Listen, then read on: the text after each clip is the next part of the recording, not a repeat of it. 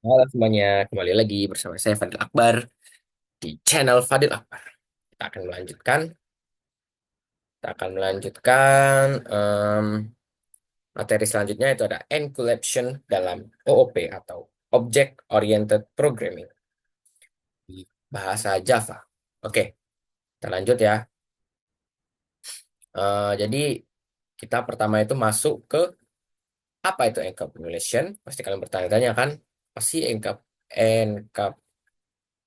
encapsulation itu dalam dalam pemrograman dalam OOP ini.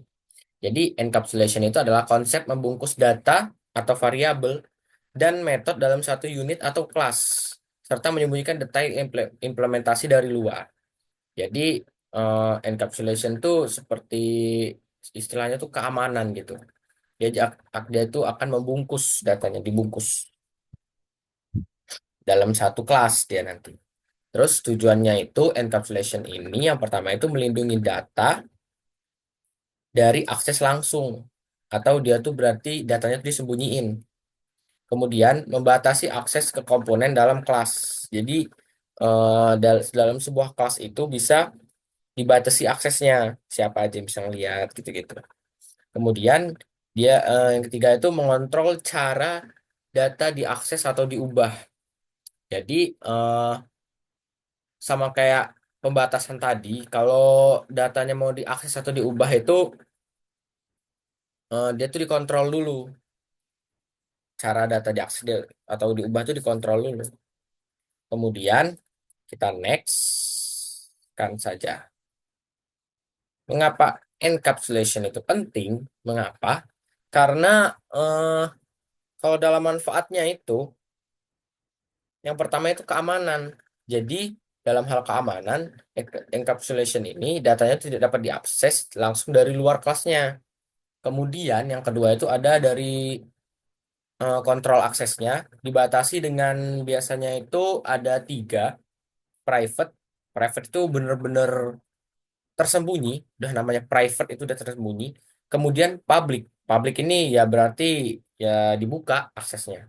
Kemudian atau protected, ada lagi itu namanya protected.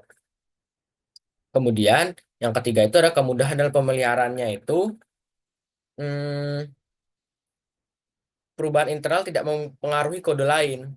Jadi eh, yang perubahan di dalamnya itu tidak mempengaruhi kode lain dia. Kemudian setiap kelas itu bisa digunakan ulang tanpa tergantung detail internalnya. Oke, selanjutnya kita next. Untuk menerapkan encapsulation ini, ada beberapa yang perlu kita perhatikan agar encapsulation ini dengan apa berjalan dengan baik. Yang pertama itu membuat variabel dalam kelas menjadi private, biar kayak ya dia tersembunyi jadi variabel dalam kelasnya itu, enggak secara terbuka. Tapi dalam defaultnya itu dia public. Kemudian menyediakan metode getter dan setter untuk diakses atau modifikasi data. Jadi dalam encapsulation ini eh, ada metode getter dan setter. Nanti kita jelasin aja di codingnya. Kemudian yang ketiga itu mengontrol siapa yang boleh baca dan ubah nilai. Jadi bisa mengubah. Jadi kita tuh bisa mengontrol gitu siapa yang boleh baca, siapa yang boleh nilai dan ubah nilainya. Oke, sekian ininya untuk materi singkatnya. Kita langsung saja ya ke codingannya. Bentar. Oke, oke, ini kita sama kayak sebelum-sebelumnya. Ini kita memakai eh toolsnya itu BlueJ. Kita memakai ini yang codingan kemarin ya. Bentar, bentar. Nah, di sini ini kan belum private nih. Hmm, jadi merek dan tahunnya ini masih bisa diakses dari luar. Itu kita coba private aja agar akses dari luar itu nggak bisa masuk. Jadi untuk keamanan.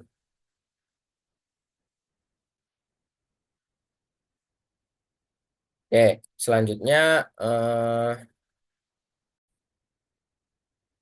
Nah, seperti yang saya jelaskan tadi, ini kan termasuk kelas-kelas nih. Misalkan nih, ini kita private, private nih, yang ini nih. Ini dia nggak akan muncul nanti di ininya, di sininya. Misal kita compile ya, nih dia akan nggak akan muncul, dia tersembunyi. Jadi dia menyembunyikan variabel tadi agar tidak terlihat di luar. Cuman di internalnya dia tidak berubah sesuai yang saya jelasin tadi. Ini tidak berubah, di luar tidak bisa. Nih seperti ini. Ini kita private aja semua, private agar orang luar itu tidak bisa mengedit, agar orang luar itu tidak bisa mengedit gini contohnya. Apa yang udah kita masukin, misalkan ini, kita masukinnya Honda, kita masukinnya Honda, tahunnya 1999. Nih, nggak bisa diapa-apain lagi dia tuh. Soalnya metodenya itu disembunyiin, dia di hide. Cuman untuk biar misal nih kita ingin mengubah mereknya, mereknya anggaplah nggak bisa diubah sama sekali. Kita ingin mengubah yang namanya tahunnya, tahun dari mobil ini. Ini kita buatin aja setter yang kayak tadi, kayak penjelasan tadi, di mana setter itu untuk membantu dalam mengubah kalau misalkan dibatasi dengan private.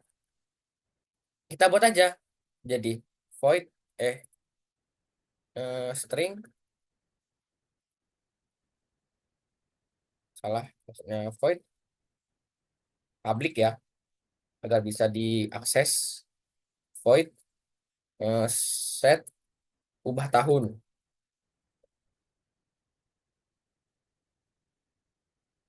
string ut,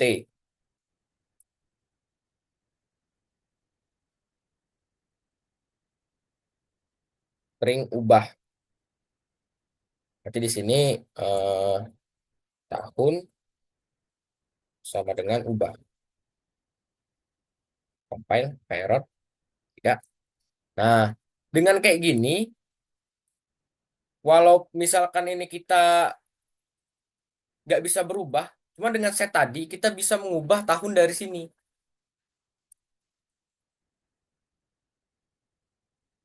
1990. Oh, bentar. Yang awalnya kita liatin aja ini. Tuh, yang awalnya 1990 kita set ubah tahun. Nih, kita set ubah tahun.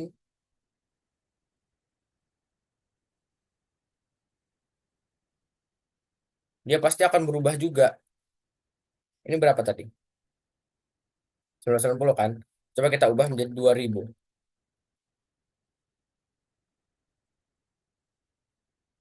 Ya, mobil satu.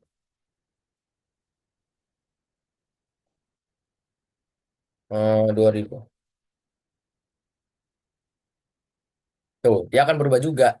Karena kita memanfaatkan yang setter tadi.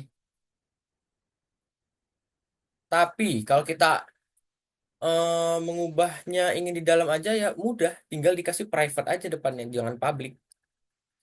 Ini bisa juga yang dengan getter. Jadi getter ini kita eh, akan apa? Meminta apa yang berada di dalam objeknya itu. Misal, tergantung kita mau mintanya apa. Misal kita mintanya merek nih, public string get, ini getter yang untuk mengambil nilainya. Kita akan mengambil kita mengambilnya tadi merek, get merek, kemudian string merek, berikutnya pattern merek. Kita compile apakah error? Enggak. Oke, kita langsung saja ya. Nih, kayak tadi, dia nggak ada apa? Dia nggak muncul. yang tadi, yang kita private tadi. Cuman di sini kita bisa langsung get merek. Nah, langsung di apa? Langsung diambil nilai dari mereknya itu yaitu Toyota ini. Jadi itu penjelasannya fungsi dari setter dan getter ini. Biasanya sih secara umum kayak gitu. Setter itu digunain untuk kalau misalkan private biar nggak bisa diakses oleh orang. Jadi kita buat untuk mengubahnya itu kita buat yang namanya ini baru, metode baru. Metode juga bisa di private seperti yang kita lihat tadi. Ini kalau misalkan kita nggak private pasti akan muncul lagi. Nih,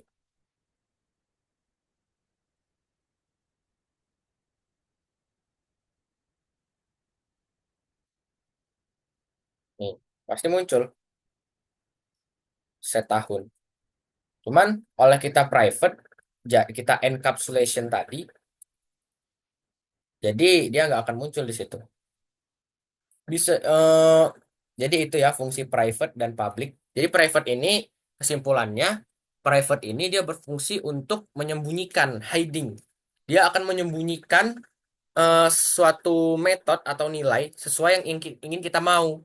Juga eh, ada yang namanya public ini biar dari yang kita sembunyikan tadi itu bisa kelihatan ke aksesnya di luar, bisa diakses lah intinya.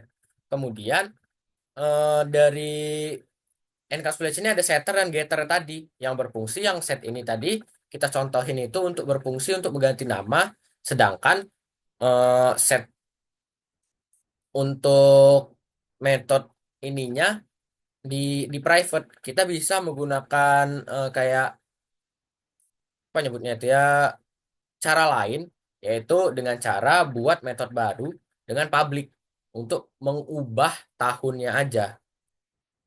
Kemudian di encapsulation ini ada yang namanya getter. Getter ini kan untuk mengambil nilai yang kita inginkan. Kayak tadi contohnya kita ingin mengambil nilai merek. Berarti yang kita munculin ya merek dipanggilnya. Gitu. Itu simpulannya. Private itu untuk menyembunyikan data dari luar, getter untuk mengambil data, setter untuk mengatur data.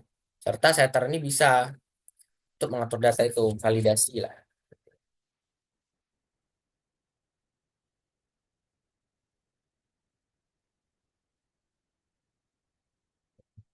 Oke,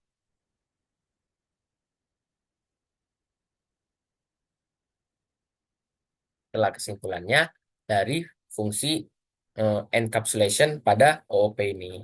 Oke, terima kasih atas perhatiannya. Kalau ada salah kata saya mohon maaf.